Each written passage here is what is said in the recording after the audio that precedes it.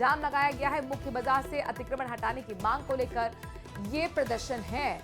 नगर पालिका के खिलाफ प्रदर्शन करते हुए अपनी नाराजगी जाहिर व्यापारियों की तरफ से की जा रही है।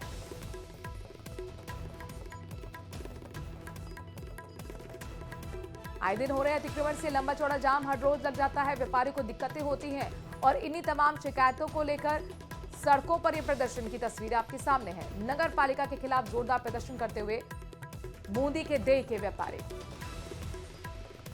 भरतपुर से ब्रेकिंग न्यूज है। अजान बांध के कैचमेंट एरिया में बाढ़ जैसे हालात बन गए हैं। करीब 4 से 5 गांव में जाने आने का रास्ता बंद हो गया है। लोगों को परेशानी हो रही है। 3 से 4 फीट पानी भरने की वजह से अब लोग यहां पर नाव के सहारे सड़क को पार कर रहे हैं। ये जो तस्वीरें देख रहे हैं, सड़क है, ये खेत है जो दरिया बन चुका है। लोगों को बेहद परेशानी, 3 से 4 फीट पानी से निकल रहे हैं लोग। गंभीर नदी का पानी, बड़ी बात यह है कि अजान बांध में अब पहुंच रहा है। इससे और भी ज्यादा लोगों की परेशानियां बढ़ेंगी।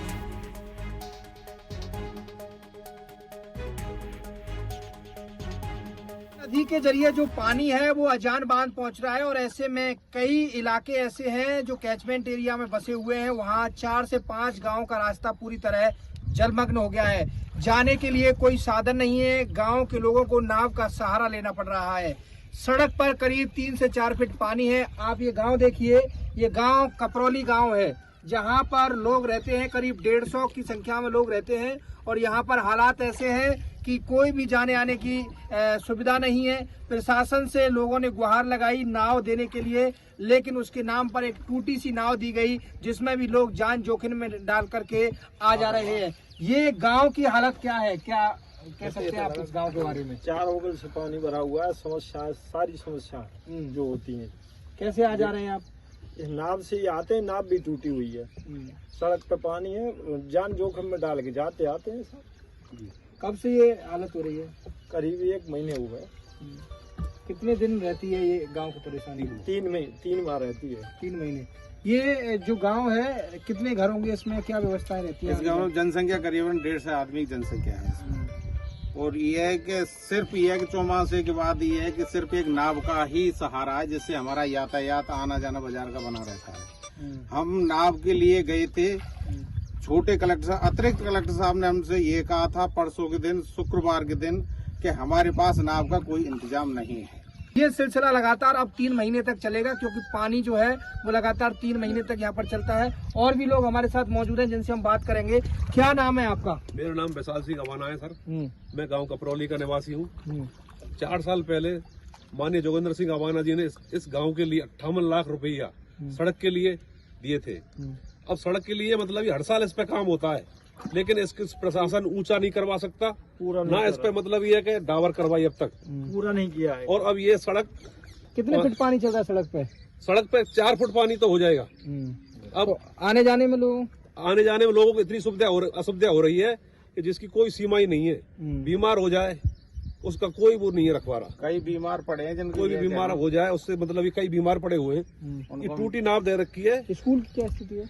स्कूल हमारा कम से कम 10 साल से बंद है, सिर्फ ऐसे मतलब ये रास्ते की वजह से का सामना करना पड़ता है। छोटे छोटे बच्चे स्कूल नहीं जा पा रहे हैं, उनको परेशानी हो रही है और ऐसे में लगातार अब 3 महीने तक इनको ये परेशानी झेलनी पड़ेगी। गांव का आने का रास्ता बंद है और ऐसे 4 से 5 गांव हैं जो पूरी तरह इस बाढ़ से प्रभावित होते हैं। अब देखना यह है कि प्रशासन इनके लिए क्या इंतजाम करता है जिनसे इनकी जो सुविधा है वो बन सके और आने जाने में इनको असुविधा ना हो। कैमरा पर्सन मनोज के साथ दीपक पुरी, न्यूज 18 भरतपुर।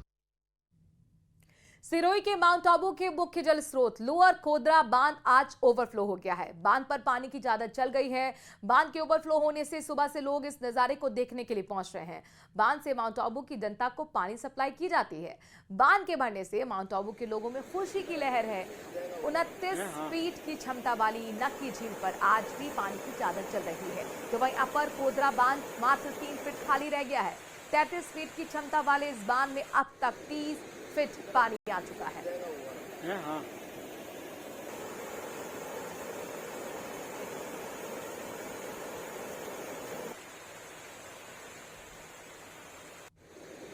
संगम नगरी प्रयागराज में बाढ़ ने तबाही मचाकर रख दी है। गंगा और यमुना दोनों नदियां खतरे के निशान को पार कर चुकी हैं। करीब 60 से ज्यादा मोहल्ले और गांव पानी में डूब चुके हैं। बाढ़ का आलम यह है कि पूरा इलाका समुद्र जैसा नजर आ रहा है। लोग बुरी तरह फंसे हुए हैं। कई गांव का शहर से संपर्क कट चुका है। गली मोहल्ले में नाव चल रही है। राहत और बचाव का काम तेजी से चल रहा है। अब तक 6000 से ज्यादा लोग राहत शिविरों में पहुंचाए जा चुके हैं। प्रयागराज प्रशासन अलर्ट मोड पर है। इसके साथ ही एनडीआरएफ और एसडीआरएफ के कर्मचारी लगातार रेस्क्यू में लगे हुए हैं।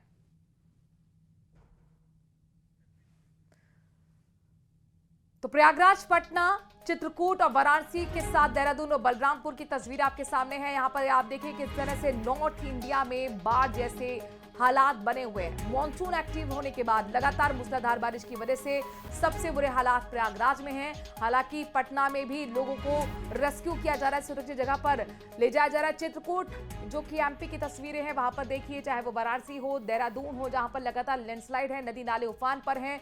बलरामपुर में भी झरनों पर पानी की चादर चल रही है। प्रयागराज में गंगा यमुना के रौद्र रूप धारण करने के बाद से हालात बेकाबू हो गए हैं। भारी बारिश से प्रयागराज में बाढ़ के हालात बन गए हैं। प्रयागराज में सभी घाट गंगा में समा गए। हालात इतने खराब हैं कि संगम किनारे के इलाकों में नदी का पानी लोगों के घरों तक पहुंच गया। प्रशासन और एनडीआरएफ की टीमें बचाव कार्य में जुटी हुई हैं।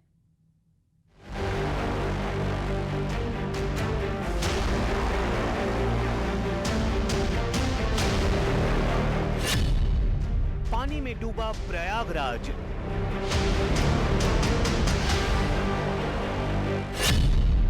गंगा यमुना के बढ़ते जलस्तर से बाढ़ के हालात। सड़कों पर नजर आ रही है नाव।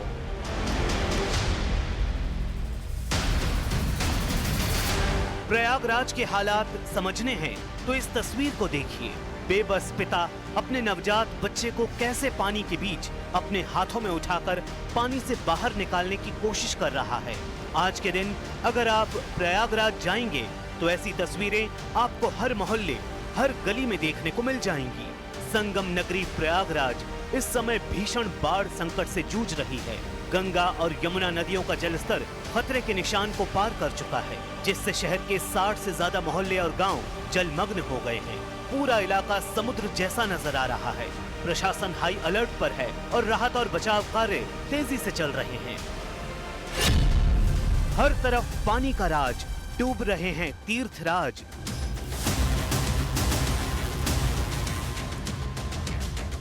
प्रयागराज में हालात बेकाबू हैं। गंगा और यमुना दोनों नदियों का जलस्तर खतरे के निशान से करीब 1.5 मीटर ऊपर पहुंच चुका है। शहर, गंगा पार और यमुना पार के 106 से ज्यादा इलाके बाढ़ की चपेट में हैं। दारागंज में सड़कों पर गंगा बह रही है और मां सरस्वती का मंदिर पूरी तरह पानी में डूब चुका है। शहर के हालात देखते हुए खुद डीएम मनीष वर्मा एनडीआरएफ की टीमों के साथ बाढ़ प्रभावित इलाकों के दौरे पर पहुंचे और फंसे लोगों से हालचाल लिया। डीएम ने घरों में फंसे लोगों से तुरंत सुरक्षित स्थानों पर जाने की अपील की और ये चेतावनी भी दी कि जलस्तर अभी और बढ़ेगा। ये हम लोग आपके लिए आए हैं कि नाव लेके, मैं जिलाधिकारी हूँ, हमारी पूरी टीम। जी सर, हम लोग आए हैं आपको देखने के लिए कि कहीं आपको बाढ़ में फंसे न हो। आपको अगर किसी भी सहायता की आवश्यकता हो, हम लोग के शरण बने हुए हैं जहाँ पे बहुत सारे लोग रुके हैं, आप भी चल सकते हैं। पलायन को मजबूर लोग, राहत शिविरों में लगी भीड़।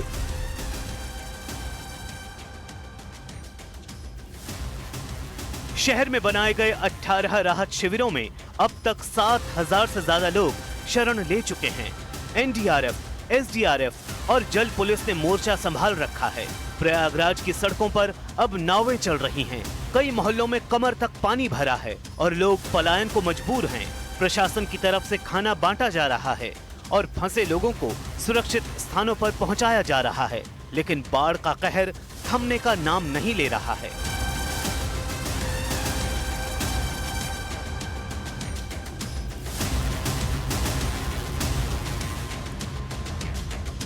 जन सैलाब के बीच प्रयागराज इस वक्त संकट के दौर से गुजर रहा है।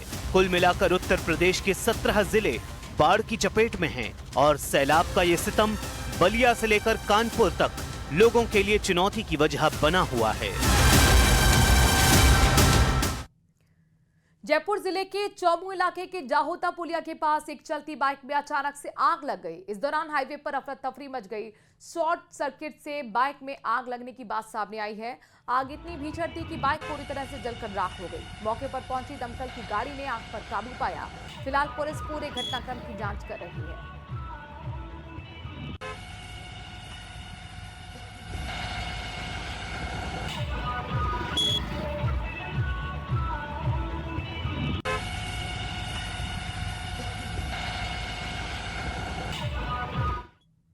झालावाड़ में बेखौफ बदमाशों ने भवानी मंडी कस्बे में लूट की वारदात को अंजाम दिया। चोर कीटनाशक खरीदने आए एक किसान का 48,000 रुपए से भरा हुआ बैग लेकर मौके से फरार हो गए। ये घटना दुकान के सीसीटीवी में कैद हो गई। इसमें 2 संदिग्ध रुपए से भरा बैग उठाकर ले जाते हुए दिखाई दे रहे हैं। इसके बाद घटनास्थल से थोड़ी दूर बाइक लेकर खड़ा युवक उन दोनों को लेकर फरार हो जाता है। प्रारंभिक जांच में सामने आया कि दोनों आरोपी नाबालिग है।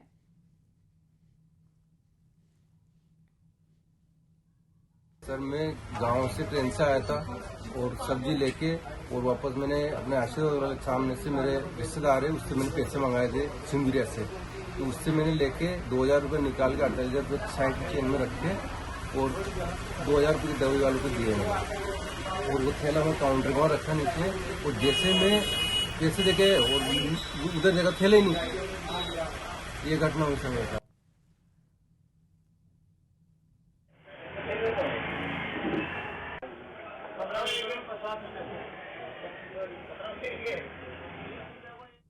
बीकानेर के नोखा के पास काकड़ा जीएसएस पर करंट से युवक दालाराम की मौत के मामले में परिजनों और ग्रामीणों ने धरने पर बैठकर अपना रुख साफ कर दिया है। ग्रामीण मृतक के परिजनों को 50 लाख रुपए की आर्थिक सहायता और दोषियों पर मुकदमा दर्ज की गिरफ्तारी करने के साथ ही मांग कर रहे हैं। नोखा में मोर्चे पर बड़ी संख्या में ग्रामीण धरने पर बैठे हुए हैं और अपनी मांगे नहीं माने जाने तक शव न उठाने की धमकी दे रहे हैं। मौके पर पुलिस जाब्ता तैनात कर दिया गया है।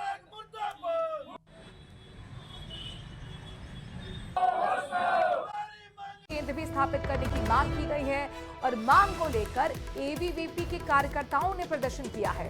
कॉलेज के मुख्य द्वार पर नारेबाजी कर प्रदर्शन किया जा रहा है। महाविद्यालय में 100 सीट बढ़ाने और परीक्षा केंद्र स्थापित करने की मांग की गई है। फिलहाल मौके पर कोई जिम्मेदार अधिकारी नहीं पहुंचा है।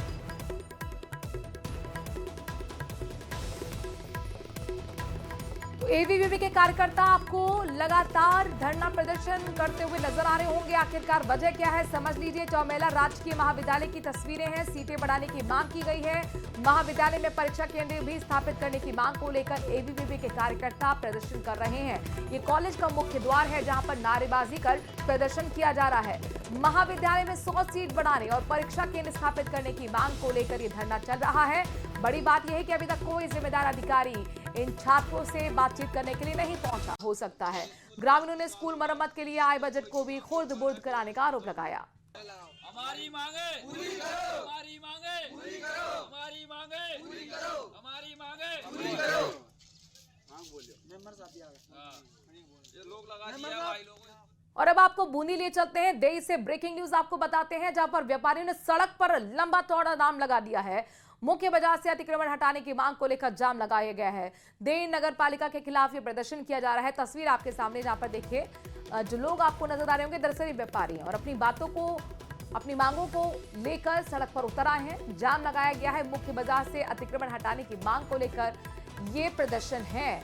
नगर पालिका के खिलाफ प्रदर्शन करते हुए अपनी नाराजगी जाहिर व्यापारियों की तरफ से की जा रही है।